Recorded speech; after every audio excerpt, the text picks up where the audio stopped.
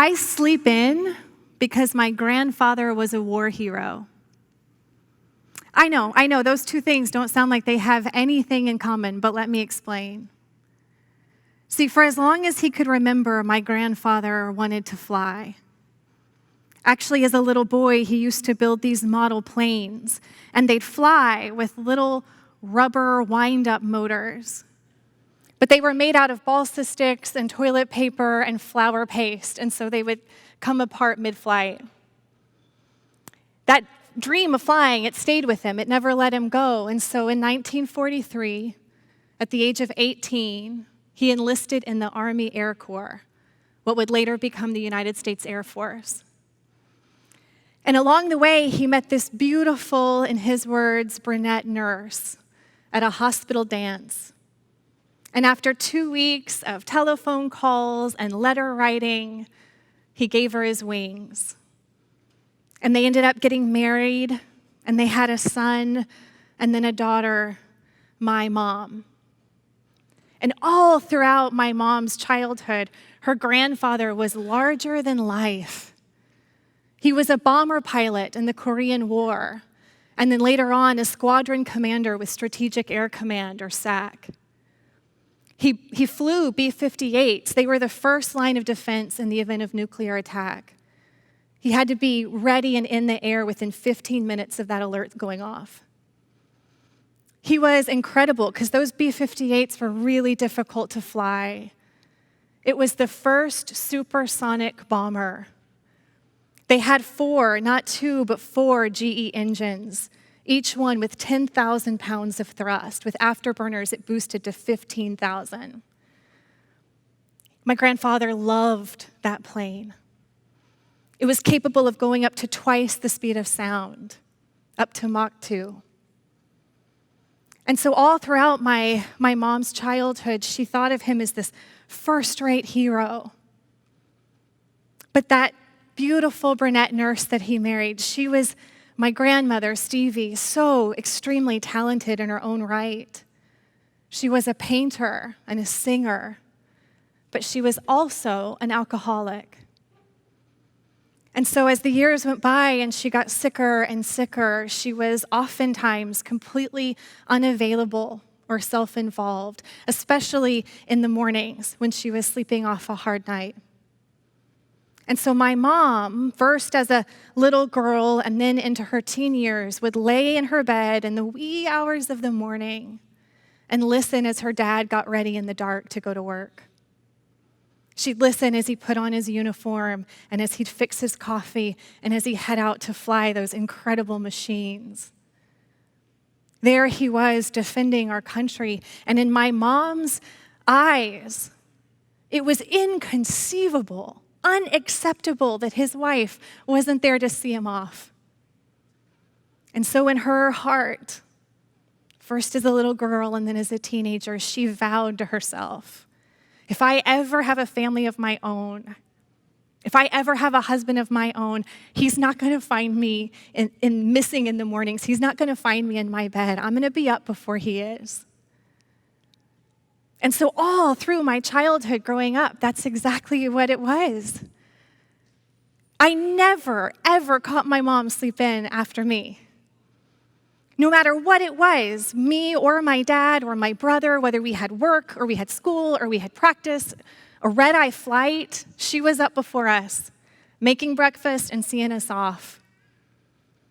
And to this day, when my father backs out of our driveway, my mom is standing at the back door, and as he goes, she salutes him.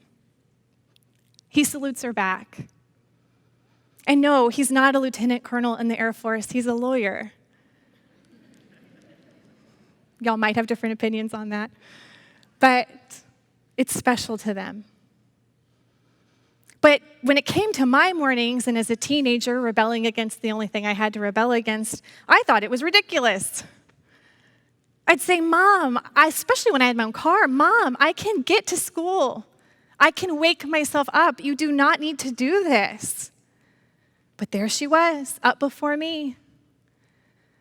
And I just didn't understand it. To me, it was overkill. It was crazy. I could fend for myself. And so I vowed, as a little girl and then as a teen. Man, when I'm a mom, if I have a family of my own, I'm going to take every chance I can get to sleep. It'll be good for them. Once they can fend for themselves and find the milk and put on a cartoon, I'm going to get all the sleep I can get. And so Derek and I have this arrangement. If you have to get up before the sun, Godspeed, and I'll see you at dinner. Great. Why do we both have to suffer? And it's funny because last night getting ready for this sermon, my 9-year-old Ellie was like, she read that part helping me prepare, and she said, "You really do that." Thanks, Ellie. I do. I sleep. I like my sleep. But isn't this what we all do? Because see, two beautifully flawed people get together, and they have babies, and they make mistakes. They get stuff wrong and some stuff right, and then those babies grow up, and they swing that pendulum as far as they can to the other extreme. They take what they liked, and they reject what they hated, and they say to themselves, "I'm going to do it different." Right? We all know what that is. We all know what that feels like. We are all in our own ways on the run. We're all living in the tension of expectation and disappointment. Last week, Pastor Dave started us on a new sermon series about the parable of the prodigal son. And he taught us about how we carry with us oftentimes these really dangerous expectations of family. And he said that sometimes if those dangerous expectations go unmet, it can send us running. It can send us running from home, and it can send us running from God. Never has that felt more real to me than trying to parent. I have a 13 and a 9 and a 5. And man, never have I ever had greater expectations, more in jeopardy of shattering in front of my eyes. And I think we all do that. We think, "Oh my gosh, are they going to get this right? Am I getting this right? And if they get it wrong, does that mean I got it wrong?" We have huge expectations, not just of our kids, but of ourselves. This morning, I want to talk about that same theme, the expectations that send us running. Because this struggle is real. I'm a few months into having a 13-year-old, and oh my gosh.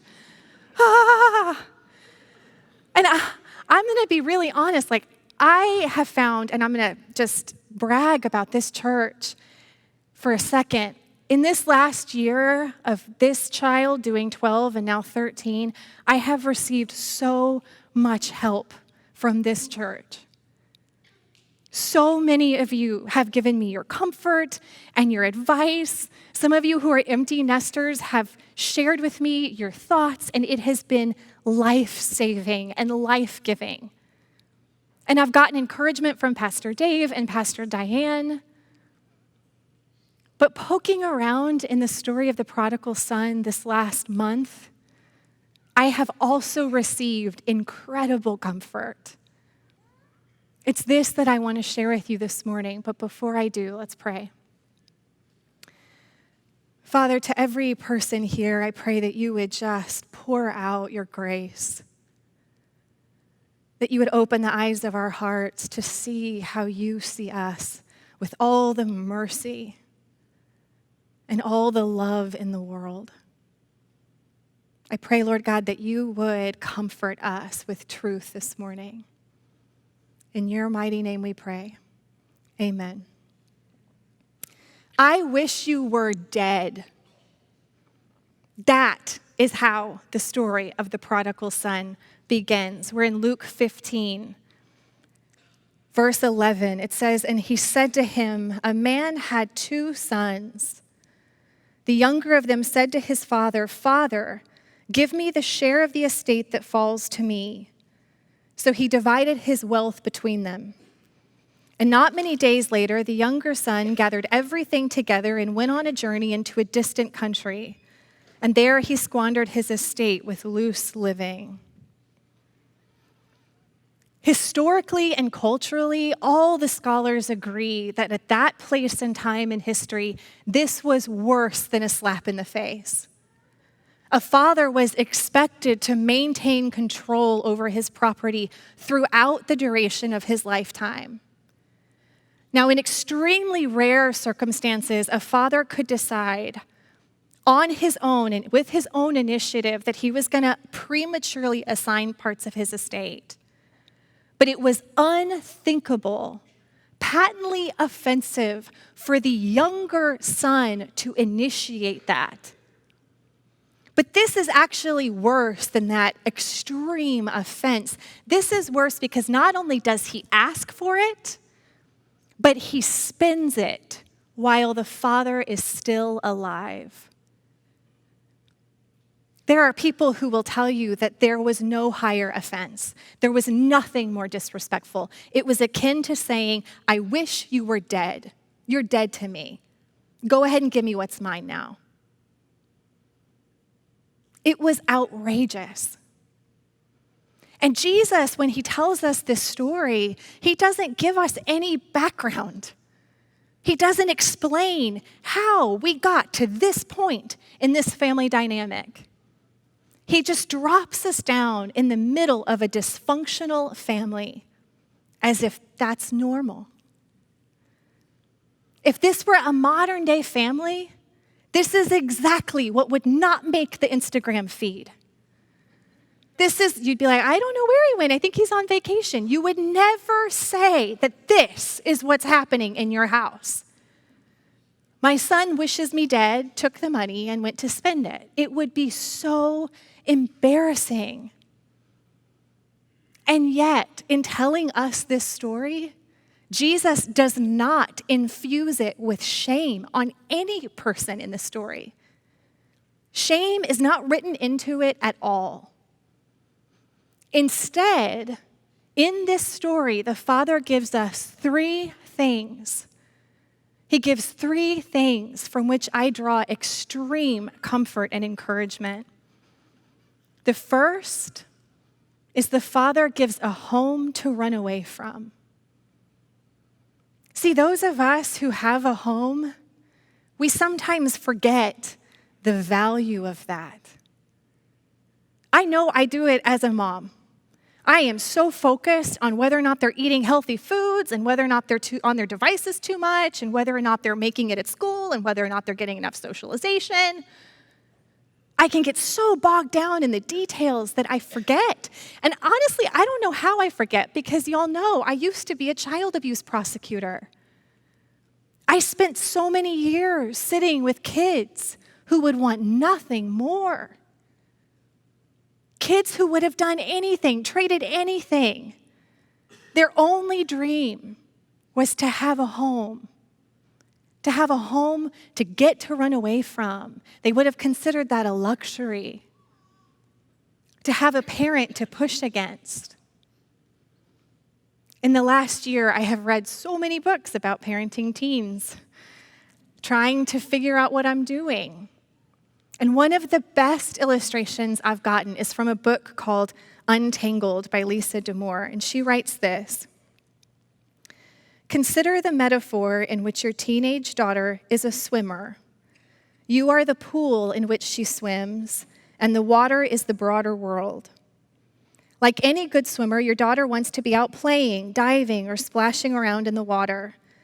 And like any swimmer, she holds on to the edge of the pool to catch her breath after a rough lap or getting dunked too many times. When she's had a hard time in the water, she comes to the edge of the pool to recover. Then she pushes you away. Hard. What just happened? Well, like a swimmer who gets her breath back, your daughter wants to return to the water, and she gets there by pushing off the side of the pool. That was life-giving for me because for so long I wasn't understanding why we had been friends. why I was suddenly getting pushed against so hard.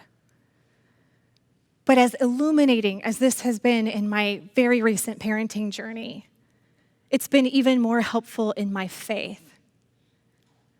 Because see, what I'm realizing is that I have had seasons where I was on the run from God or from community, and I felt like I was going in the opposite direction, but without ever really considering what a gift, what a service it was to my heart just to know that they were right over there. It's a luxury to get to run. Luke 15, verse 17, it says, "But when he came to his senses, he said, 'How many of my father's hired men have more than enough bread, but I am dying here with hunger? I will get up and go to my father and will say to him, Father, I have sinned against heaven and in your sight. I am no longer worthy to be called your son. Make me as one of your hired men.' So he got up and came to his father." See, it says when he came to his senses, he remembered his father. Yes, it had been imperfect. Yes, he'd pretty much said, "I wish you were dead." But somewhere in the back of his mind, he knew exactly where home was. It was predictable to him how the father was treating the employees at home. It was predictable to him. It was consistent. And don't get me wrong, I am not saying that the details aren't important. They are. It is worthy work to strive for excellence in our parenting.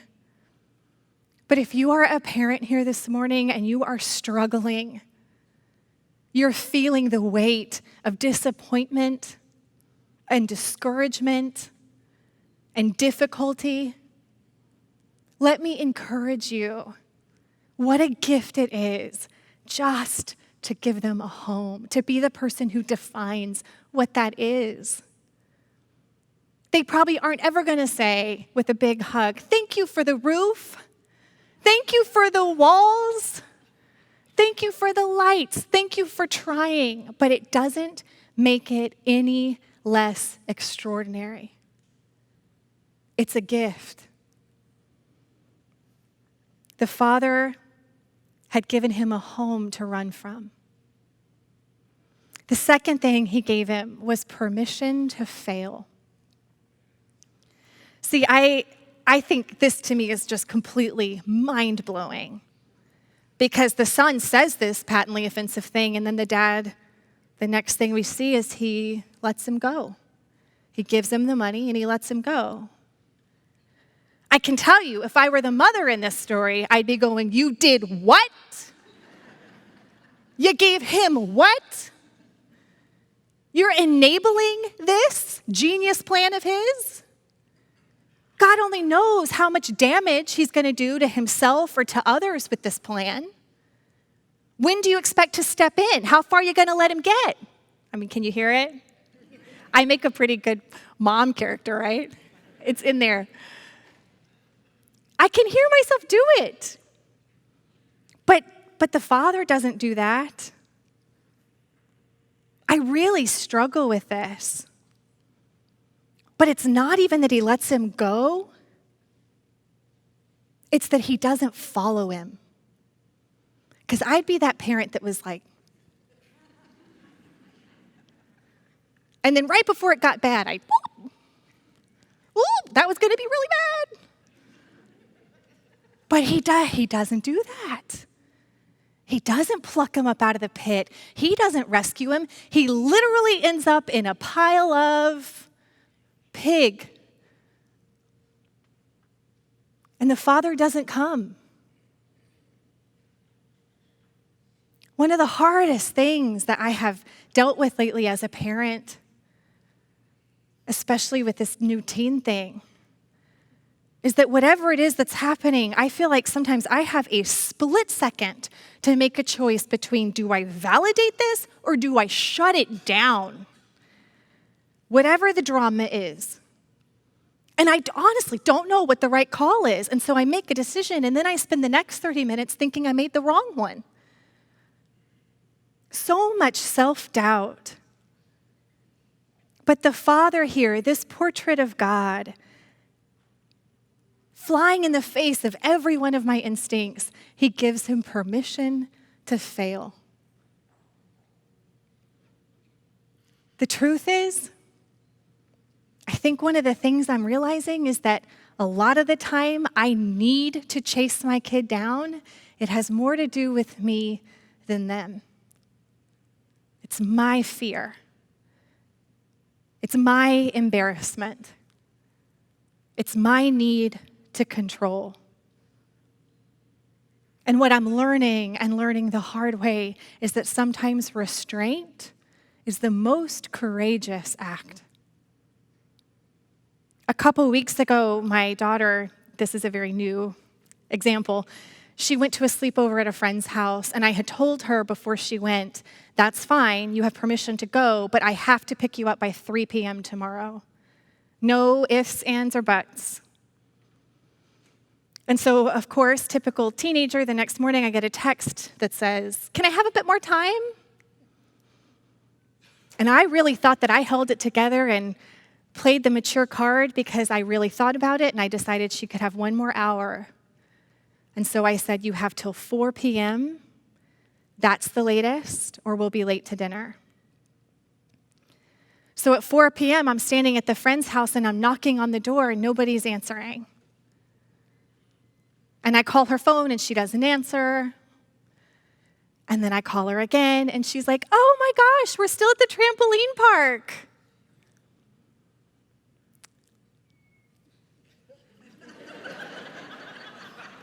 Y'all. Yeah, I'm reliving it. I'm having like a hot flash right now. Woo! I was like, you.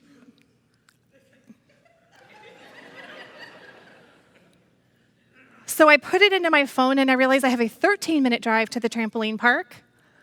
And I get in my car, and and I'm thinking, when I get this kid, I told you what time. This is disrespectful. This is absolutely taking advantage of my good grace. So mad. Can you hear it? I'm still, gosh. Whew. But I could hear, and I mean, y'all, the work I've been doing in my journey, my faith journey, I could hear Pastor Diane. There she was in the back of my head, and she was going, no teachable moment comes from anger. You have to practice surrender. Calm down. Calm down. And I had 13 minutes to change course. And so I thought that whole time, I tried to loosen my grip on my steering wheel, and I thought, it's not going to be good if I yell. So I need to have this conversation with her, but it's not going to happen now because I'm livid. So I need to calm down, and I need to let go of this. And I need to let go of this. And and then, y'all, I showed up at the trampoline park, and she wasn't even at the front waiting for me. Her shoes were like, I don't even know where, and all the things. And I could tell she was looking at my face to read what was going on. And I like Jedi laid that stuff down before I showed up. And so she got in my car, and I said, how was the sleepover? Didn't know any of the stuff that was going on in my head and heart. And y'all, the 20-minute drive we had to dinner was pure gold. I heard all about the crush. I heard all about the friend conflicts. I heard all about the texting. I heard all about everything because she opened up in that 20-minute drive. And as I drove, I thought, I would have missed all of this. Pure parenting gold, and I would have missed all of this because y'all know, because we were all teenagers at some point, that if I had come blazing and if I had laid it down and if I had been angry, I wouldn't have ever heard any of that. Y'all know I'm right? We would have withheld it out of punishment. We'd be like, oh, you're mad? I would have missed it all. I would have missed out on all of it. But I'm learning the hard way, but I'm learning that sometimes surrender, transforming our white-knuckled grip into open hands, can be the most active and most difficult thing we do. Gosh, I don't have it all figured out. I really don't. But I believe that this story tells us it's okay to get it wrong. It's okay to be imperfect. It's okay to mess it up. Because the third thing the Father gives is an impossible standard. It says in verse 20, so he got up and came to his father. But while he was still a long way off, his father saw him and felt compassion for him and ran and embraced him and kissed him. And the son said to him, Father, I have sinned against heaven and in your sight. I am no longer worthy to be called your son. But the father said to his slaves, quickly, bring out the best robe and put it on him, and put a ring on his hand and sandals on his feet, and bring the fattened calf, kill it, and let us eat and celebrate. For this son of mine was dead and has come back to life. He was lost and has been found. Let me tell you how I envision that going as the mom. I can picture myself standing with my arms folded on the front porch and letting that kid take every step of that walk of shame to me with my I told you so face on, like. And then I imagine that when she finally got there, I'd be like, I told you. Where have you been? I have been worried sick. Do you know what you've done to your father and me? Right? Can you hear it? I told you. I can pull that out when I need to. This reception blows my mind because it's not what any of us would do. But that's because this Father is not us. It's a portrait of the character of God. He is holy. His response, his gut reaction was to come running and to pour out unconditional, undeserved love and grace. And that grace is sufficient for our weakness. Because he's perfect, we get to rest a little easier. Most of us are living in the motion of rebounding from the home that we grew up in. Most of us are trying to figure out whether we let our parents down, or whether they let us down, or whether we're letting our kids down, or whether they're letting us down. We're trapped in that cycle. But what this story tells us is Jesus extends to us the grace to be imperfect, the grace to not have it figured out. He gives us the freedom to run and the home to come back to.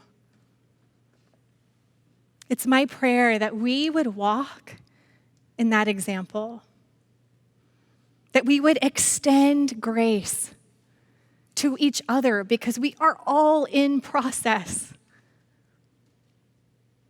That we would represent a type of home, not just to the runaway, but to the returning. That we would be love and mercy for our fellow travelers, the ones that we're raising and the ones who raised us, the families that we chose, the families that we didn't choose. To each and every one of you, wherever you are on this journey, heading away or heading back, no matter where you are, you're helping define and shape home. And to each and every one of you who's creating that space, either by getting it wrong or getting it right, happy Mother's Day.